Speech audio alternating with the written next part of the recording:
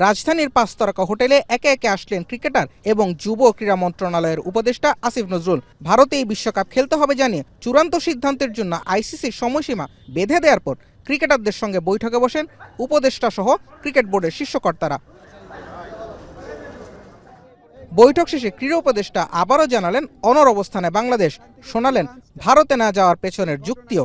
ICC কোনো stand নেয় নাই ঠিক মতো, এমনকি ভারত সরকারের পক্ষ থেকে যে আমাদের কনভিন্স করানোর চেষ্টা করা যে যেই ঘটনাটা ঘটেছে মুস্তাফিজের ক্ষেত্রে এটা একটা আইসোলেটেড ঘটনা, বা আমরা এটার জন্য সরি, আমরা এই ব্যবস্থা নিচ্ছি, তোমাদের দর্শক, তোমাদের সাংবাদিক, তোমাদের খেলোয়াড়দের জন্য কোনো রকম যোগাযোগের চেষ্টা করে নাই, কোনো রকম কনভিন্স করার চেষ্টা করে নাই।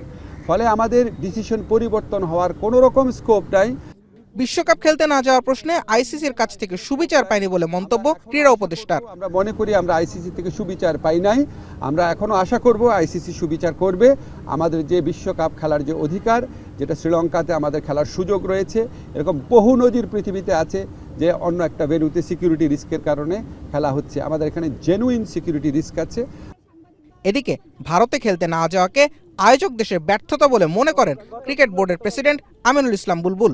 বাংলাদেশের মতো একটা ক্রিকেট লাভিং কান্ট্রি যদি মিস করে, আইসিসি বড় একটা মিস করবে। যেখানে ক্রিকেট বড় হচ্ছে, ক্রিকেট অলিম্পিকে যাচ্ছে 28-এ, সেখানে যদি এরকম একটা জনবহুল ক্রিকেট লাভিং কান্ট্রি যদি না যায়, এটা মনে হচ্ছে যে হোস্ট কান্ট্রির জন্য এটা ব্যর্থতা।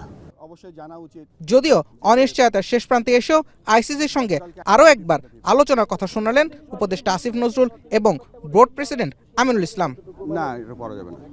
Thank you. জুবায়ের আহমেদ, এখন, ঢাকা।